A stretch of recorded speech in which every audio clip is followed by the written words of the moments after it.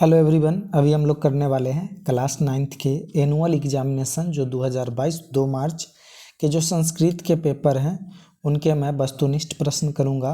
प्रश्नों की संख्या जो है 1 से लेके 100 तक के प्रत्येक वस्तुनिष्ठ प्रश्न दिए गए हैं, जिनके 4 विकल्प दिए गए हैं, जिनमें से एक सही है।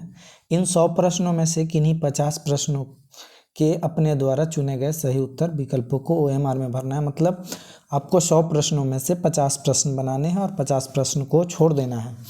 वीडियो को अंत तक देखना, पसंद आए तो लाइक करना और काम का चैनल लगे तो सब्सक्राइब कर लेना। अगर कंटिन्यू आप 10th की बोर्ड एग्जाम की तैयारी करना चाहते हैं तो नीचे डिस्क्रिप्शन में प्लेलिस्ट दिया हुआ है, आप वीडियो जाके देखें। और डेली रोज़ रात मैं 7:30 बजे लाइव क्लास कराता हूँ, उस सेशन को आप ज्वाइन कर सकते हैं। उसके लिए आप सब्सक्राइब करके बेल आइकन प्रेस कर लेना। चलिए, पहले क्वेश्चन क्या है, निर्गच्छति में कौन सी संधि है? निर्गच्छति में जो है विसर्ग संधि है। दूसरे क्वेश्चन पे चलते हैं।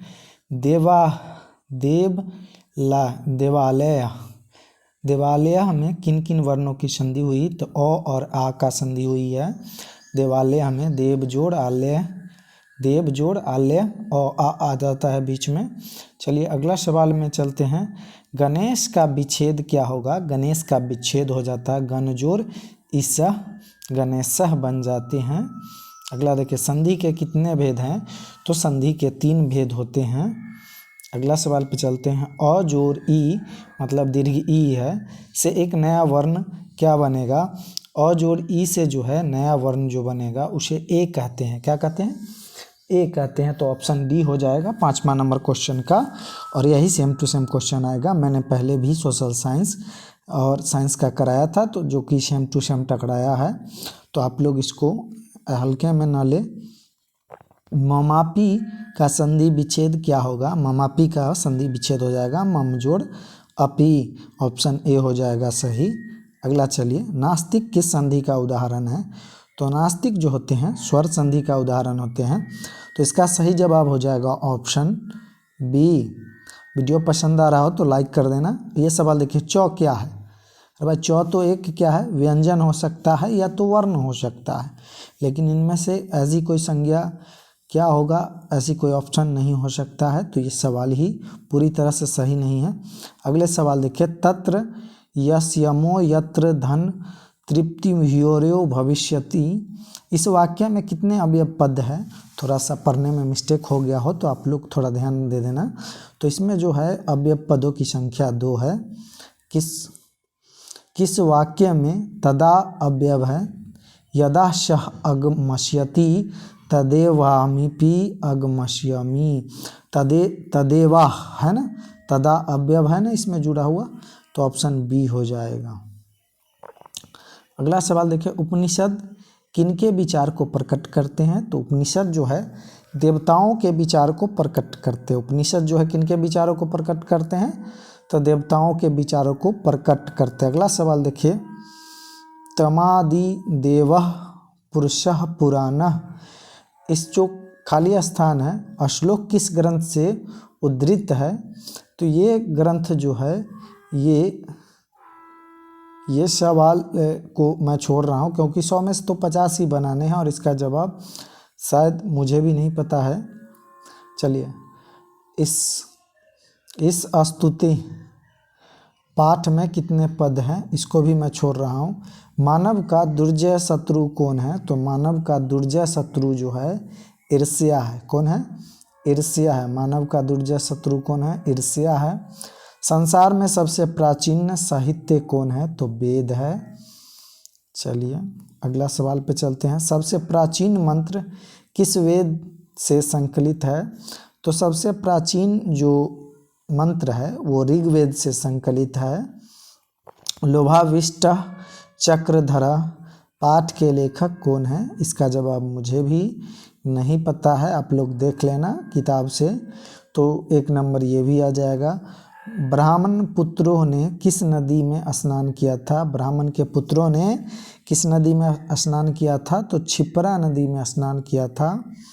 चलिए अगला सवाल देखिए, यक्ष युधिष्ठिर संवाद पाठ किस ग्रंथ से लिया गया है? तो महाभारत से जो है यक्ष और युधिष्ठिर का संवाद का पाठ जो है महाभारत से लिया गया है। अनेक पदों का एक पद हो जाने को क्या कहते हैं? अनेक पदों का एक पद हो जाने को समास कहते हैं। चलिए, राजपुरुष पद में कौन सा समास है? राजपुरुष पद में जो है तत्पुरुष समास है, तो ऑप्शन बी हो जाएगा 24 का। 25 नंबर सवाल देखिए, महादेवः पद का विग्रह क्या होगा? तो महान देवः, महादेव का क्या हो जाएगा विग्रह पद? महान देवः।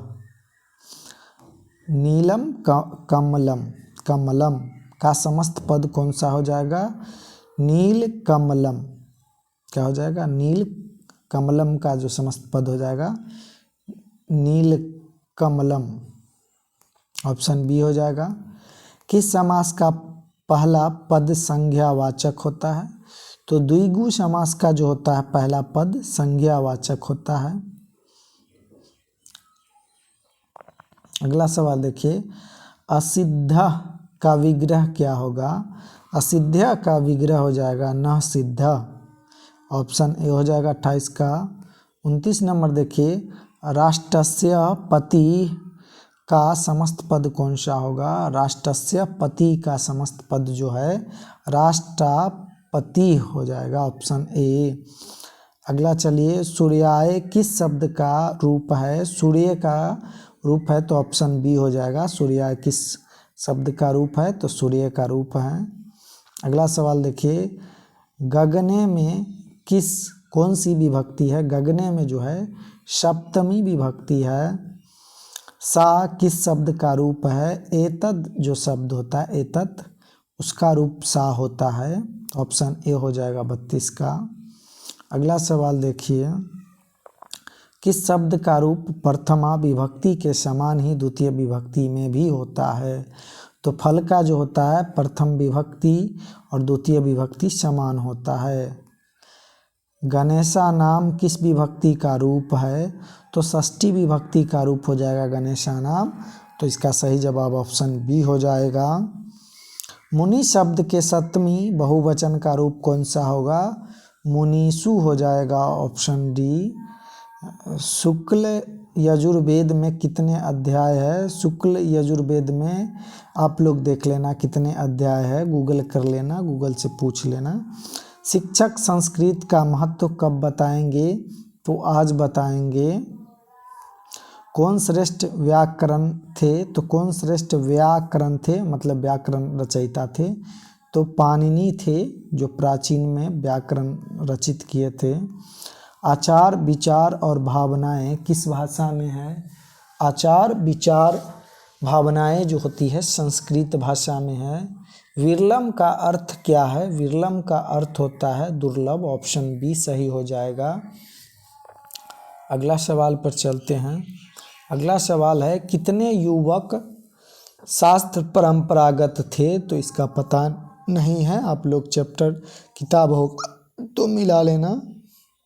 ज्ञान भारह क्रिया विना पाठ किस ग्रंथ का संपादित अंश है? तो हितोपदेश जो पाठ है उसमें है। अगला सवाल चलते हैं। अगला सवाल है, ग्रीष्म के ताप से संतप्तों की रक्षा कौन करता है? तो वृक्ष करता है। अगला सवाल देखिए, ब्रह्मा भी किसको प्रसन्न नहीं कर सकते? तो ब्रह्मा भी जो है अधकचरे ज्ञानी को प्रसन्न नहीं कर सकते हैं, तो ऑप्शन सी हो जाएगा। अगला सवाल है, किसकी दोस्ती दिन में पूर्वाहन की छाया की तरह होती है? तो दुर्जन की दोस्ती जो होती है दिन में पूर्वाहन छाया की तरह होती है, तो ऑप्शन बी हो जाएगा। अगला सवाल देखिए, कौन आरंभ किए हुए कार्य को बाधा आने पर बीच में ही छोड़ देता है? तो उसको अधम कहते हैं, जो छोड़ देता है। मुसलमान लोग किस महीने में रोज़ा रखते हैं? तो रमज़ान में रोज़ा रखते हैं। रक्षाबंधन किसका प्रमुख पर्व है? तो हिंदुओं का प्रमुख पर्व रक्षाबंधन है, तो ऑप्शन सी हो जाएगा।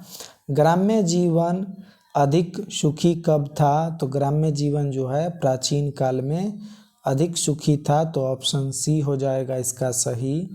हमारे देश में नगर की अपेक्षा किसकी संख्या अधिक है? तो ग्राम में रहने वाले की संख्या अधिक है, गाँव में रहने वाले की संख्या शहर की अपेक्षा ज़्यादा है।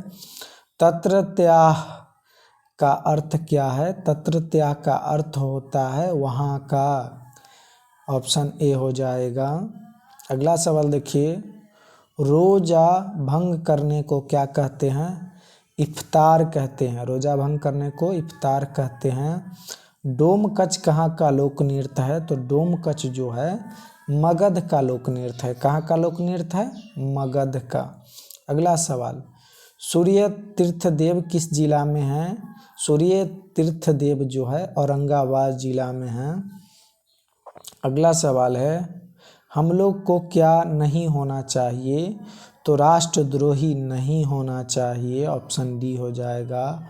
विश्व वंदिता कौन है? तो विश्व वंदिता वैशाली है।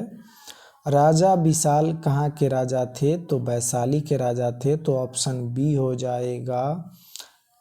आम्रपाली क्या थी? आम्रपाली जो थी कला साधिका थी। अगला सवाल देखिए, बाल्यावस्था और युवावस्था के बीच में कौन सी अवस्था होती है?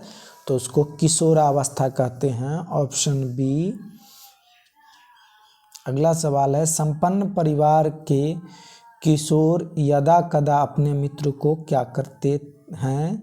अलंकृत करते हैं। यदा कदा अलंकृत करते हैं किशोर अपने परिवारों को, तो ऑप्शन ए हो जाएगा। वैशाली के पश्चिम में कौन सी नदी बहती है?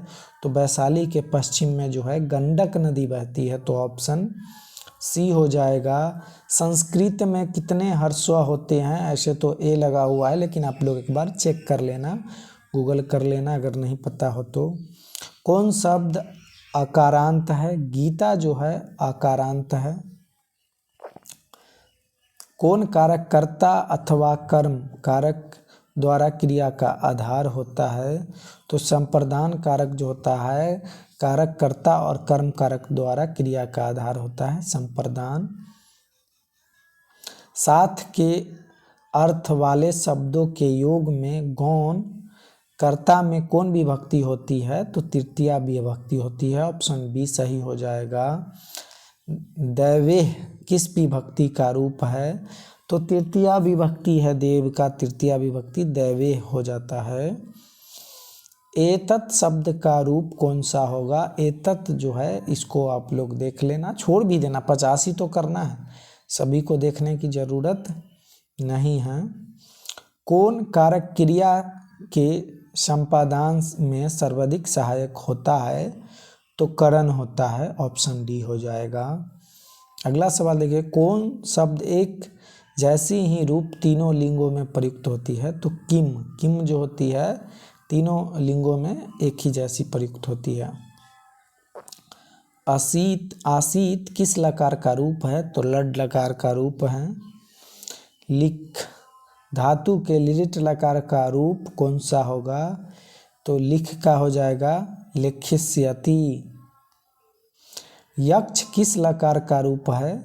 पता नहीं है, आप लोग चेक कर लेना। चेक क्या कर लेना। पच धातु के लोट लकार उत्तम पुरुष एक वचन का रूप कौन सा होगा? तो हो जाएगा पचानी। किशोरी में कौन सी स्त्री प्रत्यय होता है? तो किशोरी में जो हो जाएगा डिस हो जाएगा। ठीक है, डिस नहीं सॉरी डिप हो जाता है। सेवक का स्त्रीलिंग रूप क्या होगा? सेवक का सेविका होता है। कौन धातु के पूर्व लगाकर उसके अर्थ में परिवर्तन करता है? तो धातु के पूर्व लगता है उपसर्ग और अंत में लगता है उसको विसर्ग कहते हैं, प्रत्यय कहते हैं। अंत में जो लगता है उसको प्रत्यय कहते हैं, पहले जो लगता है उसको उपसर्ग कहते हैं। अनुवाद में कौन उपसर्ग है? तो अनु जो है पहले लग गया, अनु जोड़वाद, तो अनु जो हो गया उपसर्ग हो गया। किस शब्द में प्र उपसर्ग है? तो प्रतीक्षा में जो है प्र है और प्रकार में भी है, प्रतीक्षा और प्रकार दोनों में हो जाएगा यहाँ। तो देख लेना।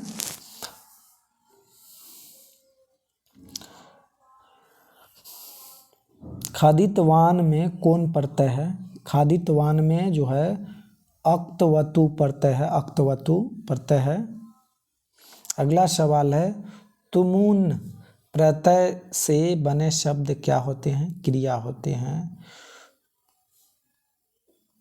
अगला सवाल है, किस समास में सभी पदों का अर्थ प्रधान होता है? द्वंद्व समास में जो होते हैं सभी पदों का अर्थ प्रधान होते हैं।